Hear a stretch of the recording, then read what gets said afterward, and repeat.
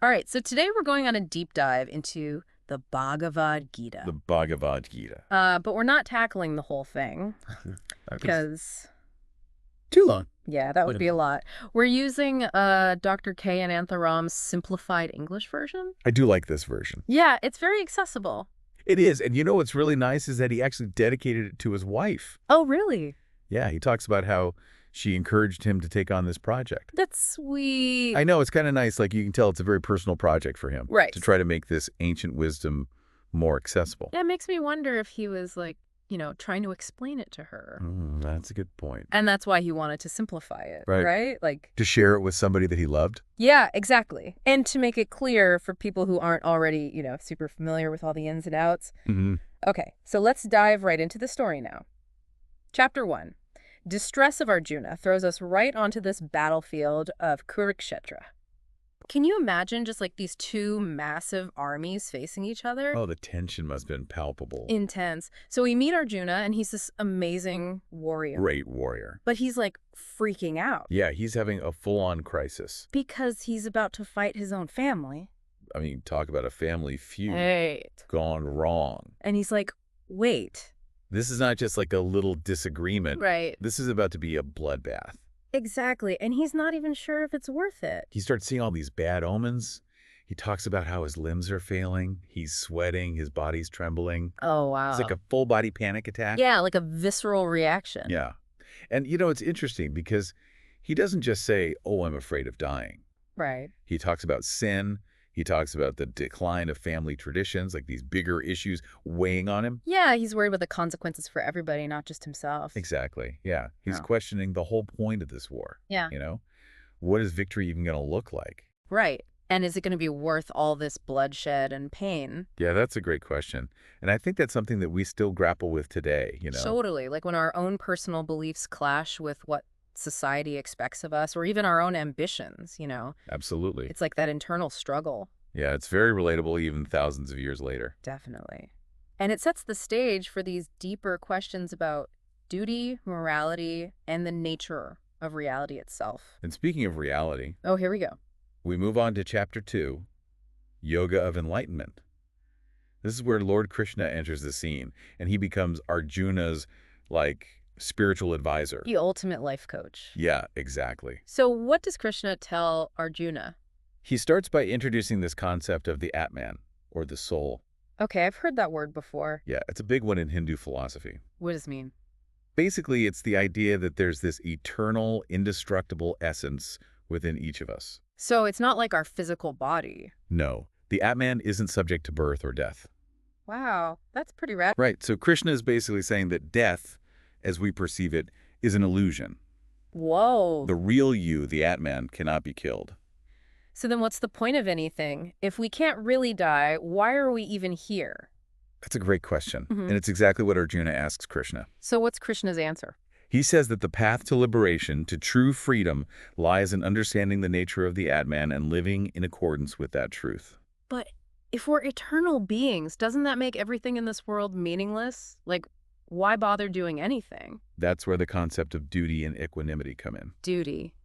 So we still have responsibilities even if we're eternal souls. Yes, but it's not about blindly following rules. Mm. It's about acting in alignment with our true nature, with Dharma. Okay, I think I'm starting to get it. But how do we stay balanced and detached amidst all the chaos of life? Krishna gives this great analogy of a tortoise withdrawing its limbs into its shell for protection. Oh, I like that. Yeah, it's a visual. It's a good one. So he's saying, just like the tortoise withdraws its limbs to find safety, we should withdraw our senses inward to find peace and stability. So it's not about escaping the world, but about changing how we relate to it. Exactly. Okay, so we've got this idea of the Atman, we've got duty and equanimity. What else does Krishna throw at Arjuna in this chapter? He describes the qualities of a wise person, someone who's free from desire and attachment, undisturbed by pleasure or pain. That sounds like a pretty chill way to live, but is it realistic? Can we really live in the world and be completely detached at the same time? That's the challenge, isn't it? Finding that balance between engagement and detachment. Definitely. Okay, so that's chapter 2. Now let's move on to chapter 3, Yoga of Action, where things get even more interesting. This chapter dives into the whole debate between knowledge and action. Okay, I'm intrigued. Isn't knowledge always better than action? Like, knowing stuff seems way more important than just doing stuff. You'd think so, right? But the Bhagavad Gita actually offers a different perspective. Really? Okay, I'm all ears. So it outlines these two paths. There's Sankhya, which is the path of knowledge, and Yoga, which is the path of action. Okay, so two different approaches to what? Like spiritual growth? Exactly. So which one is better? Well, that's where it gets interesting. Krishna argues that renouncing action isn't the answer. Wait, seriously. But I thought the whole point of spirituality was to detach from the material world and all its drama. There's definitely an element of detachment involved, but Krishna emphasizes that action is essential for both life and spiritual evolution. Okay, I'm confused. So we're supposed to act but also detach. How does that even work? That's the million-dollar question. Yeah. And it's something that we'll explore more deeply as we continue our deep dive. Okay, I'm on the edge of my seat. Give me a little more to chew on before we wrap up this part. Okay, so Krishna uses this analogy to explain why action is so important. He compares renouncing action to a stagnant pond. Ew, stagnant pond. Not a good look. Right. He says that action is like a flowing river, constantly moving, adapting, evolving. Okay, that's a much better image. So we need to keep flowing, keep moving forward. Exactly. But there's a catch. We need to act without getting caught up in the results of our actions. Wait, how is that even possible? Isn't that like human nature to want to see the fruits of our labor? It's definitely a challenge, and this is where the concept of selfless action or karma yoga comes in. Karma yoga. Okay, break that down for me. It's basically about performing our duty, fulfilling our purpose in the world without being attached to the outcomes. So we do our best, but we don't stress about whether we succeed or fail. Exactly. It's about letting go of that ego-driven desire for control and recognition and simply acting from a place of service, of love, of devotion. Okay, my mind is officially blown. I think we need a little break to process all of this before we move on to the next chapter. Sound good. Okay, so last time we were talking about this idea of selfless action, right? Karma yoga. Karma yoga, yeah. And how it's like this key to liberation or something. It's a big one. But I'm still kind of fuzzy on what liberation actually means. Okay, well, that's where chapter 8 comes in. Yoga of eternal Brahman. Right, that one. So what's Brahman? So Brahman is like this ultimate reality. It's eternal, Eternal change. unchanging. Unchanging. It's the source of everything. Okay, so it's like bigger than the universe. Way bigger. It's like the Oh. ground of being, the source of all existence. Okay, so how do we even begin to wrap our minds around that? Well, that's what this chapter is all about. Give me the highlights. So Krishna explains that at the moment of death, Death, okay. if we're meditating Talking on about the Supreme Being, With like total focus. right, unwavering focus, We can merge with Brahman. merge with Brahman. Wow. Yeah. But that sounds pretty intense. It's like the ultimate goal right. in many yogic traditions. So is that like only for super advanced yogis? Well, Krishna talks about two paths, Two paths. the path of light and the path of darkness. Okay, light and dark. I'm intrigued. So the path of light is all about righteous action, Okay. devotion, Okay. and it leads to liberation. Sounds good to me. The path of darkness Yeah. is driven by selfish desires and ignorance, Right. and it leads to rebirth. Back into the cycle, right. Yeah, back into that cycle of suffering. So it's like a cosmic choose your own adventure. Exactly. But how do we know which path we're on? That's where self-awareness comes in. Self-awareness. Yeah, Krishna highlights the wisdom of those yogis who understand this cosmic cycle Mm-hmm. and strive to live in alignment with the path of light. Right. So it's about making choices that lead us toward that light. Blue light. Okay, so that's chapter 8. Mm-hmm. Now, what about chapter 9? Chapter 9, Yoga of Sovereign Secret. This one sounds mysterious. A little bit. Yeah. What's the secret? Well, it introduces this idea of a path to liberation through devotion to Krishna. Okay, but isn't the whole Bhagavad Gita about devotion to Krishna? It is, but this chapter takes it a step further. Okay, how so? It suggests that those who aren't devoted to Krishna Mm-hmm. cannot attain liberation. Whoa. That's a pretty bold statement. It is, yeah. So it's not enough to just be a good person. Well, it's not just about following the rules. Okay. It's about having this deep personal connection with the divine. Okay, so it's about the heart, not just the actions. Exactly. So then how do we cultivate that kind of devotion? Well, Krishna emphasizes his presence in everything. Everything. Everything, but he's not limited by any one form. Okay, that's a bit mind-bending. It is, yeah. But beautiful, too. It is. It's this idea that the divine is woven into the very fabric of existence. So even in the midst of all the chaos and suffering, there's this underlying presence Of the divine. Yeah. that's reassuring. It is, and it's empowering because it means that through devotion, through cultivating that connection, Yeah. we could experience enlightenment. Okay, like We can break free from this illusion of separateness and realize our unity with the divine. That sounds pretty amazing. It is. All right, so we've got chapter 9 down. What about chapter 10? Yoga of divine glory. This one sounds intense. It is. It's all about Krishna's divine attributes. Okay, like what? So he's described as the source of all creation, The source. the sustainer of the universe, The sustainer. the destroyer of ignorance. Destroyer of It's ignorance. like the ultimate power and benevolence all rolled into one. He's like the cosmic CEO. Kind of, yeah. But how can we even begin to relate to a being that powerful? Well, Krishna manifests in various forms. Various forms. Yeah, from celestial bodies to the that goes in- elements to even human qualities. Human qualities. Like wisdom, compassion, and courage. So he's both transcendent and immanent. Exactly. Beyond our comprehension, but also present within us. Yeah, and all around us. Wow, that's a lot to take in. It is, yeah. So how do we even begin to understand this divine glory? Krishna says through devotional service. Okay, devotional service, what does that look like? Acting in the world with love, humility, Humility. a desire to serve something greater than ourselves. That sounds beautiful, but also challenging. It is, yeah. All right, chapter 10 now.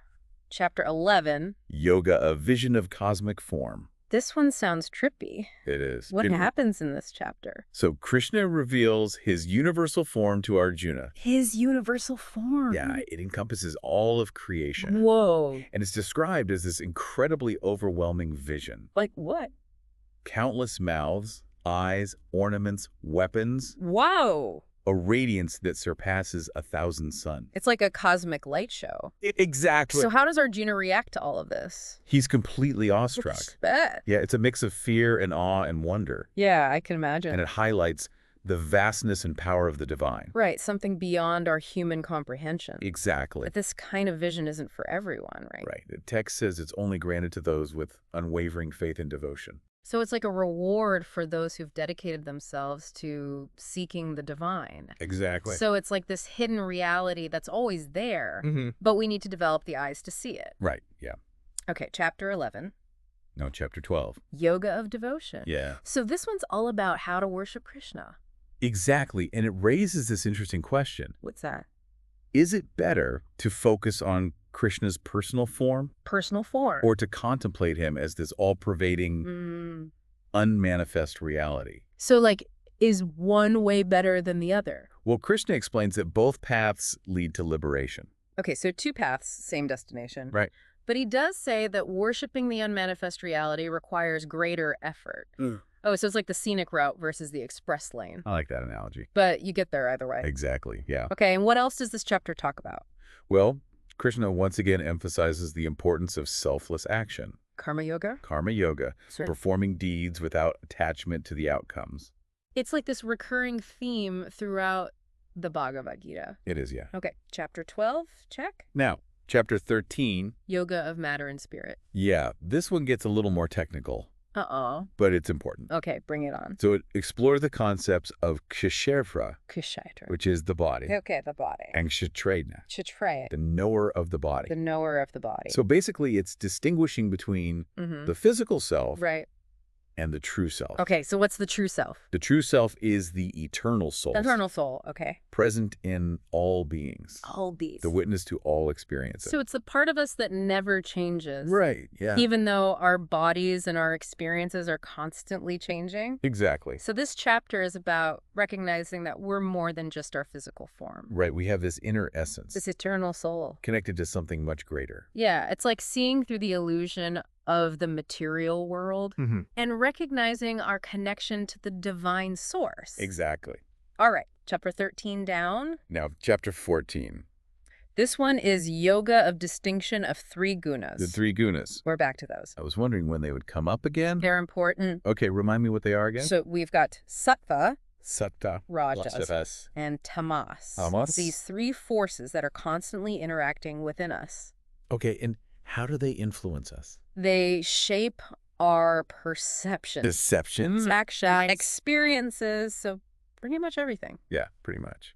Okay, so can you give me some examples of how these gunas show up in our daily lives? Sure. So sattva Yeah. is like purity, Purity, clarity, harmony. harmony. It brings peace and joy and a sense of connection. Okay, so those are good things. Right. What about rajas?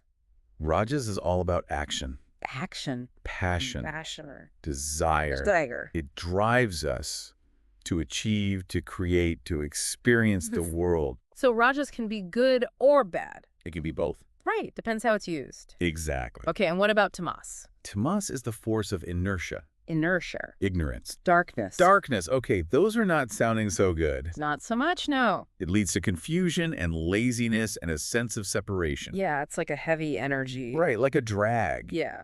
So Krishna is saying that we need to transcend these gunas Right, to break free from their influence. to realize our true nature. As pure, unbounded consciousness.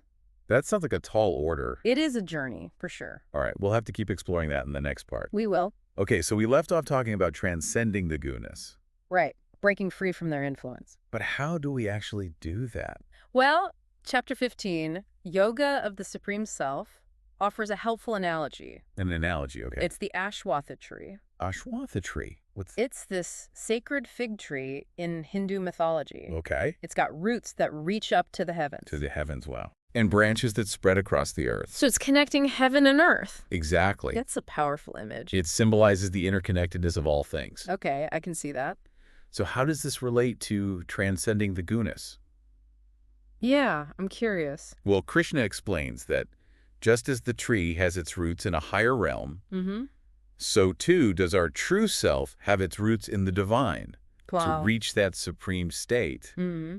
we need to detach from the material world, Detached. turn our attention inward, Inward. seek refuge in the source, So it's like we're climbing up the tree. climbing up the tree. From the outer branches towards the roots, Yeah. getting closer to the divine. Exactly. And Krishna emphasizes that he is the source of all, Of all. both the perishable and the imperishable. Wow. So he's like the ultimate root, He's the ground of being. the ground of being. Everything emerges from him. Okay. That's pretty deep. It is. So now we get to Chapter 16, Yoga of Distinction of Divine and Demonic. Yeah, this chapter outlines the qualities of those who follow the divine path. Versus those who follow a demonic path. Right. Okay, demons. It sounds intense, I know. But I guess we're not talking about literal demons here, right? No, it's symbolic. Okay. It's about recognizing the forces within us Mm-hmm. that either lead us towards greater peace and harmony. Or towards suffering and disharmony. Exactly. So the divine qualities are things like purity, Purity, self-control, self-control, compassion, compassion. Okay. generosity, Generosity. a desire to serve others. So those are the good guys. Pretty much, yeah. And what about the demonic qualities?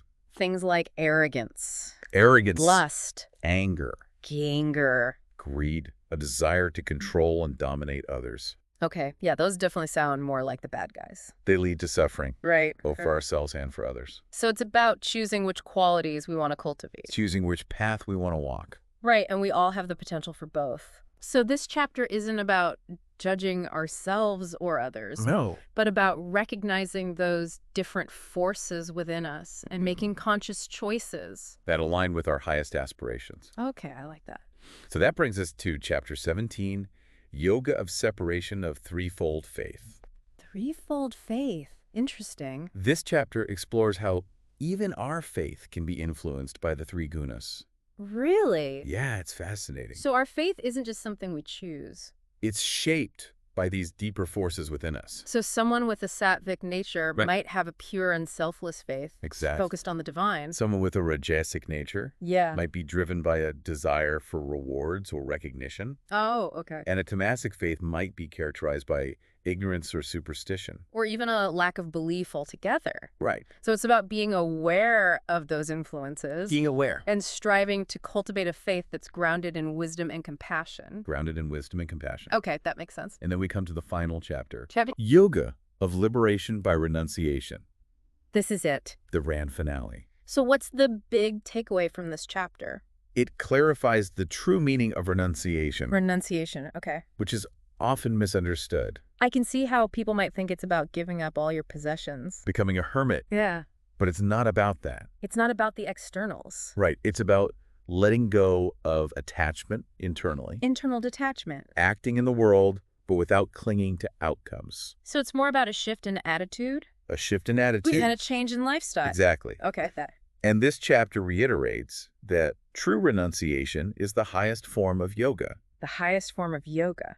karma yoga. Karma yoga, selfless action. Because when we let go of our ego-driven desires, we're free to act from a place of pure love and compassion. Serving something greater than ourselves. Exactly. And that's the path to liberation. Moksha. Moksha.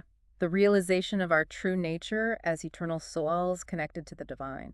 Breaking free from the cycle of birth and death. The illusion of separation. And experiencing the bliss of unity with the source. It's a beautiful vision. It is, yeah. So this final chapter reminds us of the 5 causes of action. The body, the senses, the mind, the intellect, and the divine will. It's a reminder that human action is complex, Multifaceted. influenced by so many factors, It's not about blaming ourselves, but about understanding the forces at play. making conscious choices that align with our highest aspirations. And Krishna leaves Arjuna and us with this powerful message. Abandon all dharmas and take refuge in my idol. Me alone. I shall liberate you from all sins. Grieve not. It's a call to surrender to the divine, To trust in a higher power. to let go of our limited understanding, And embrace the mystery of existence. and a reminder that liberation comes through grace. Not through our own efforts alone. So as we wrap up our deep dive into the Bhagavad Gita, what aspect of this ancient wisdom will you carry with you? What seed of insight will you nurture and allow to blossom in your own life? The Bhagavad Gita is a gift. An invitation to explore the depths of our own being. And to connect with the timeless wisdom that resides within. So until next time. Keep diving deep.